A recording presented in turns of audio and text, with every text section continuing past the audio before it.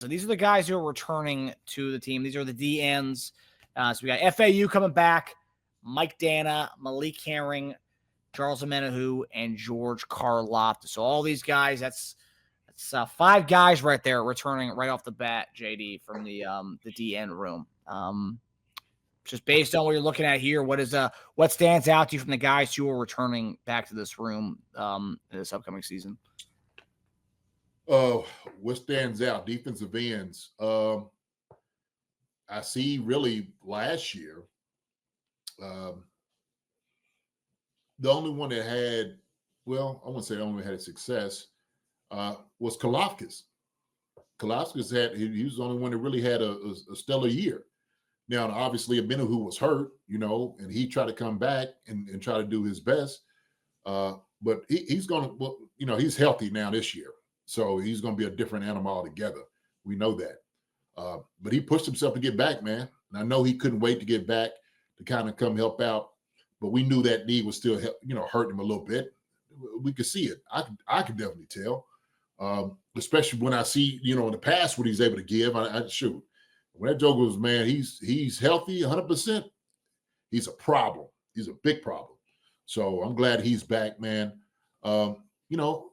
Mike Danna, that's our guy, man. I love Mike Danna.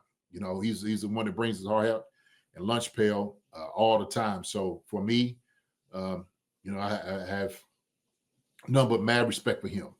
Felix, we've been wanting for Felix to, shoot, man, pop out and do something. Felix, it's about that time, brother. That's what we're looking for. So hopefully he'll have it.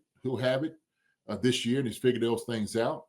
And then after that, man, Malik Herring, he's putting his time in. He's putting his time in. So that's what I see right now from that right now. So.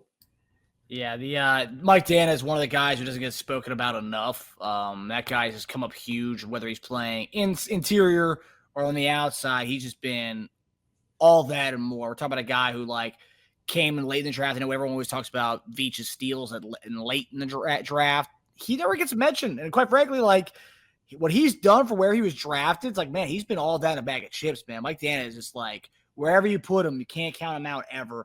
I'm still shocked that he didn't get signed last year when he was a free agent. The fact that we were able to get him back on such a cheap deal, I still don't understand how he went unsigned. But hey, that's better for us that he didn't. But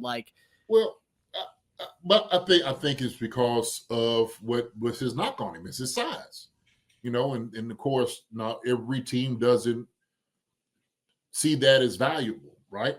And they don't really know him that much. And so what they'll sit there and say, the Chiefs understand it. They see him every day in practice. They know what he does. They know he goes out there, like Will says, chopping wood, and he brings a hard hat and pail every single day to practice, and he gives it his all. And they see that. They notice that about him. The team appreciates it. That's why we went ahead and honored it and gave him a nice little contract. Other teams may not appreciate it like we do, right? And they can look at him and they might cut his legs out from underneath him just because of his size, And it happens. We know this. It happens all the time in the NFL. And so they'll look at him and look at his numbers we can't use this guy, or we're not better to give this guy, that type of money that he's looking for. So I don't know. But I'm glad, like you said, it did work out for us. I'm glad and happy that Mike is here with us. He's one of the staple guys here in the Chiefs locker room, and I love that. Yeah, he's one of the guys that doesn't get talked about enough. He will talk about the DNs, and then they talk about Omenihu, they talk about Karloftis. They don't talk about Mike Danna enough. I would say he doesn't mention enough, and he's a guy who's inside outside, can play him all over the field, and he's been great for us. Karloftis, big year for him as far as contractually. He could be due for a big payday, and of course, going out there and getting a double-digit season under his belt, being our leading sack guy, and having putting a stamp on it from on the edge, could be well for him as far as getting paid next offseason. So yeah, big year for him, and that's where I'm kind of going with this, right? It's kind of looking at the FAU. We're waiting for him to kind of have that year, right? That finally his first round moment. Hasn't had that yet in the season. So be able to kind of see him grow this year in year 3. Hopefully we see a improvement and progress. But as far as Omenihu and Karloftis, and I believe Mike Danna was on, he signed a 2-year deal or he signed a 3-year deal last year. Let me see. Who? Mike Danna? Like Dan, it was 3-year deal. Okay, so it's not a contract year for him yet. But as far as Carl Loftus and Omenihu, we're looking at guys trying to get paydays coming up here soon. So like this is a big year for them, not only what they can do on the field, but like for the future, whether it's in Kansas City or someplace else, they could be in line for a big payday. So I can see these guys lighting it up this year. Oh yeah. Deshaun Hammond says he has a good point over here. He said our coaching staff, fortunately, hasn't been poached, so it's harder for some of our free agencies to get deals, so they end up back here. It helps to have somebody who's familiar with you. That is true, but also too, Deshaun, and very valid point. Scout wise, that's your job as a pro scout. You're supposed to know who a guy is, and so if they're doing their due diligence on other teams, then they would know that. They talk to other guys. They know who guys are. And I'm sure they've asked those questions. It's just kind of one of those things, man, where teams just might not take a chance on you. I said this, and it was kind of in the conversation with this whole NIL, are guys actually losing the desire to play the game because they get paid in college, right? I was talking to my barber about this. And I said, you know what? Fine. If the guys don't have desires, then they don't need to be in the NFL. If they're happy with making that little money they make in the NIL, and they cool with that, guess what? The NFL's cool with it too. The NFL has never had an issue and a problem getting guys there to play in the league, ever, okay? Ever. They will always try to get the most talented guys to want to come and play, who's hungry. And so you don't have to go get a kid in college who may not be as good, or somebody who's free agent, or who's been trying to get into the NFL, who's just trying to crack getting in, open up the door. So those times, those evaluations, if a kid, and let me just say this, if a guy doesn't have that passion and desire to come play, he ain't gonna make it no way. He ain't gonna last that long. That's for real. So that's how I look at it. But now, great point, my brother, Deshaun. Great point, man. All right. So we're going to go to, so that's returning guys. And these are returning defensive tackles. So that we're gonna go to the defensive ends in a second. But here's the returning defensive tackles, JD. Like I said, we talked to half these guys this offseason right here exclusively on Chief Concerns. So Chris Jones, Mike Pennell, Fabien Lovett, and Marlon Tuipulotu. And we also had a few other guys. We had Siaki Ika, who actually Mike Pennell talked about ad nauseum. He was a big fan of his. We cut him a few weeks back. But yeah, JD, so these are the veterans of the D tackle room here. Pennell, obviously the elder statesman in the room. Fabien Lovett coming into his second year of being a UDFA, and then Chris Jones. We all know about Chris Jones.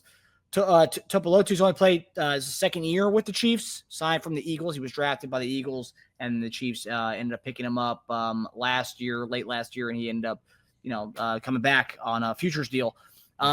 What do you make of the returning guys from the D tackle room, and who are you most excited about from these folks? I mean, Chris that's the man. We understand that. There's no question about it. Who's the best in the league, and is Chris Jones. Mike Pennell, we understand, man, elder statesman, has a lot of knowledge, does a great job in the run game. He's given not just his character and personality to the team that everybody has really gravitated to, but he gives you stuff out there on the field that we don't see all the time. And so he's been different places and whatnot. And we know we're gonna get a lot out of Mike Pennell. Had him on the show, man. We talked about all the things, man, that he has about him, and he's a likable guy. He really is, and then he does a good job on the field as well. Fabien Lovett, had him too. Fabien Lovett was out here, very hungry, very young.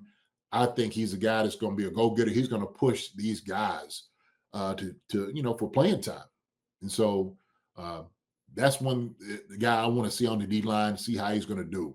He's going to create some problems, man. He's going to create some problems, and I'm here for all of it. Marlon Tuipulotu, whatever my brother's name is. Tui, how about that? Tui, yeah. Yeah, Tui, I like Tui. Yeah. Marlon Tui, man, he's a guy that's been kind of practice squad, been waiting on him. It's just kind of like you don't quite know where he is. You don't know how good he is and what he's going to give you. That's like one of those things that's an enigma, because you bring him here and you see his size, you're like, okay, this guy is going to have something to him. And then all of a sudden, he's not getting any reps. He's not getting any type of play. So that's one of those things, hair scratcher. So it all depends on what he's going to do during this training camp. Yeah, the one thing I'm really excited to see, obviously we know what Pennell can do. We know Chris Jones can do.